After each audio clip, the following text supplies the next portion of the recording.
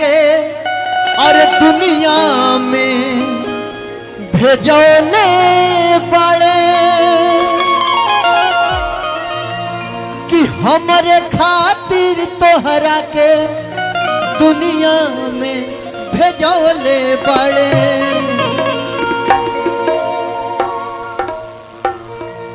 कि हमरे खातिर तोहरा के दुनिया में भेजौले बड़े। ग्राम पंचायत राज छोटका साखे के समस्त सम्मानित ग्रामीण वासियों को नवरात्रि, दीपावली, छठ पूजा की हार्दिक शुभकामनाएं।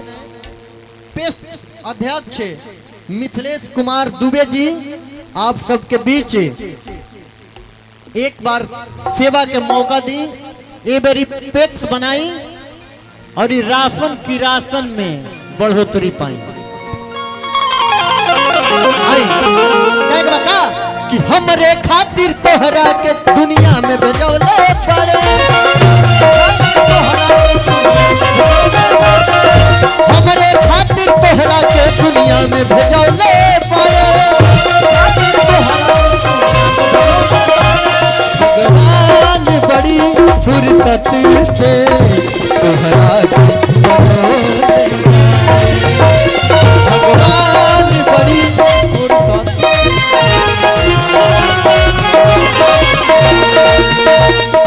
हमरे खातिर तोहरा के दुनिया में भेजौले पड़े। हमरे खातिर तोहरा के दुनिया में भेजौले पड़े।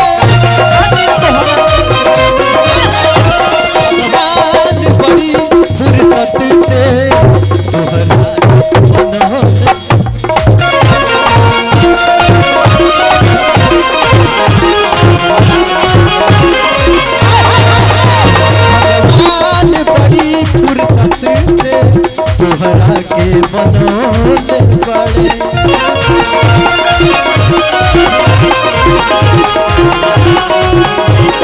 क्या बात है?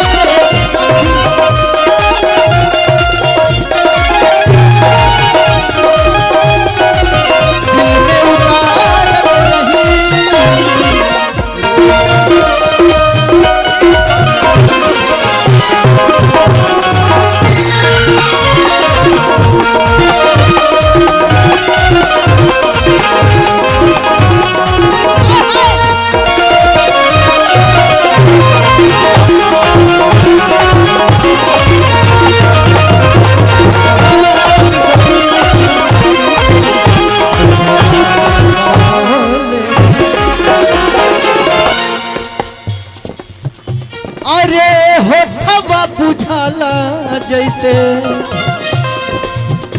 भोर के किरनिया, अखिया में प्यार के समाइल बा दुनिया। हवा बुझाला जैसे भोर के किरनिया, अखिया में प्यार के समाइल बा दुनिया।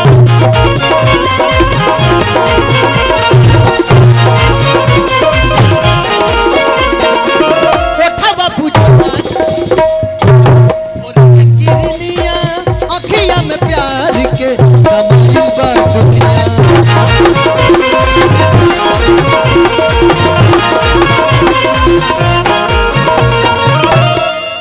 बिंदिया जुझाला जैसे जैसे चांद सजौले पड़े। बिंदिया बुझाला जैसे जैसे चांद सजौले पड़े। भगवान बड़ी फुर्सत से तोहरा के बनौले पड़े। भगवान बड़ी फुर्सत से तोहरा के बनौले बड़े।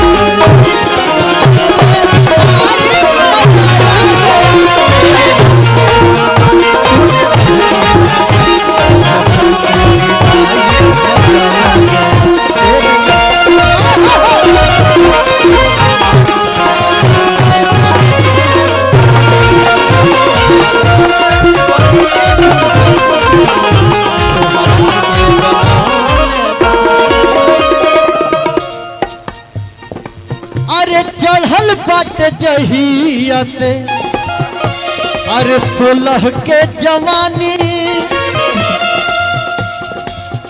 जिभिए से टप टप चुअता वे पानी चढ़ल बावे जहिया से 16 के जवानी ओठवा से टप टप चुअता वे पानी